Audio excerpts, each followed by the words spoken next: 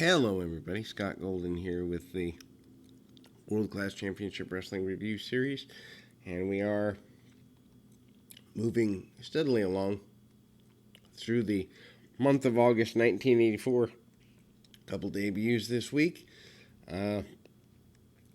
Rather disjointed show with 4 segments after 5 segments, but 4 first runs.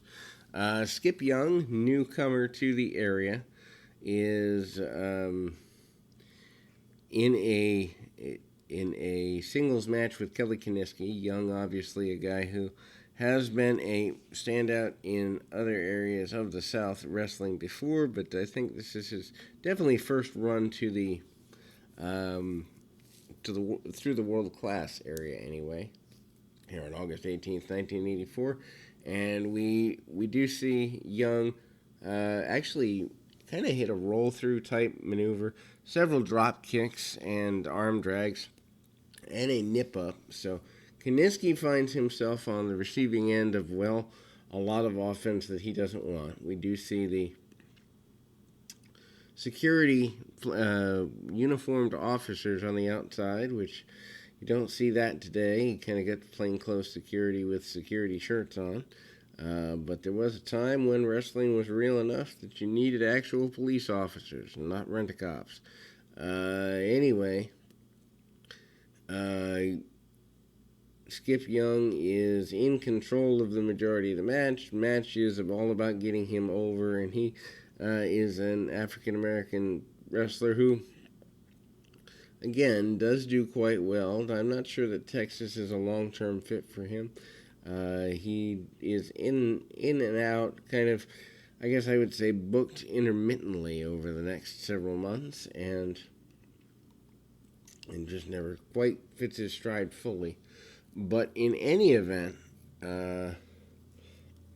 comes back to his feet. We do see just a basic stomp to the midsection as an offensive maneuver from Kelly Kiniski. Kiniski, who has been in world class for quite a while, meant to be a mid-card journeyman, win some, lose some, never really gets a clear, decisive push of what way we're going. We do see the strong headbutt from Young, and that is to be expected as well. Young is in great physical condition and doesn't waste a lot of motion in the ring, but does move around quite a bit and makes challenges to just about everybody in the area post-match after his victory. And then we move to Mike Von Erich, the new America's champion, against Bill Irwin, Wild Bill Irwin. Of course, Gino Hernandez not satisfied with the loss and wants Von Erich back in the ring, makes a spectacle of himself prior to the match, and basically says that Von Erich does not deserve to be in the same ring with him. He's very clear on this declaration and says he's going to get his championship belt back, but Irwin and Von Erich go at each other full bore from the opening bell, and Von Erich with some side steps. They actually do break this match down into a 2-part contest, as there is a continuation here. We'll get there in a second, but one would say the size differential between Mike Von Erich and Bill Irwin is a distraction point.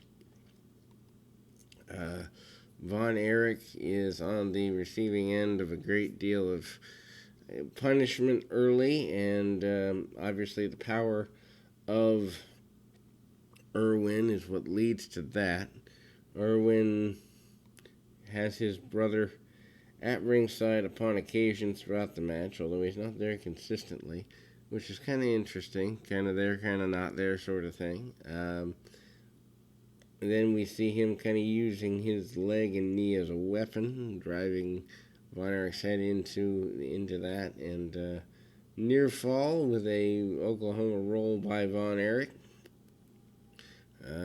Several slower moments in the match where Irwin tries to get things going back his way after, power moves and the like, but Von Erich, to his credit, does not take much of a backward step, continues coming and coming and coming at Irwin, and that doesn't seem to change very much. Needless to say,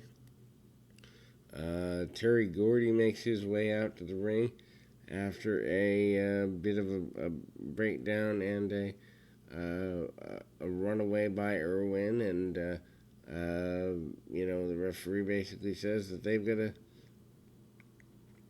a time limit draw, and so that's kind of where that goes.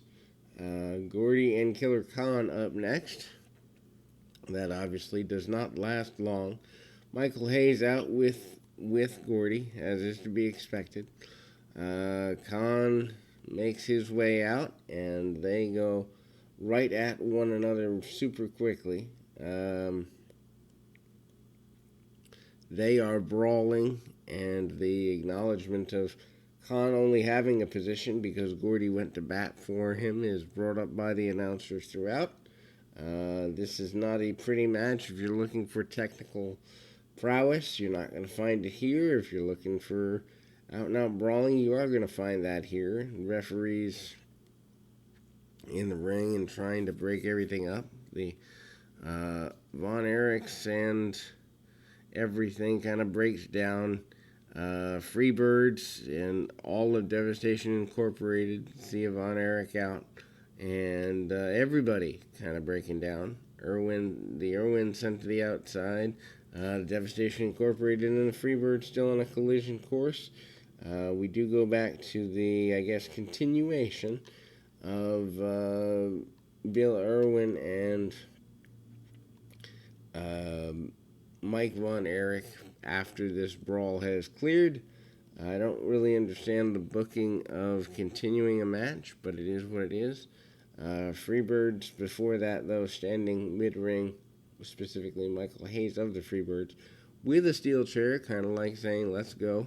And the continuation of Irwin and Von Erich is there. That ties up really quickly. A modified choke, kind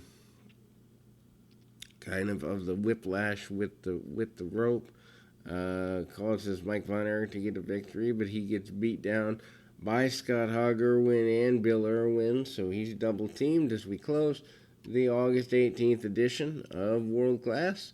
We'll be back with more action right after this.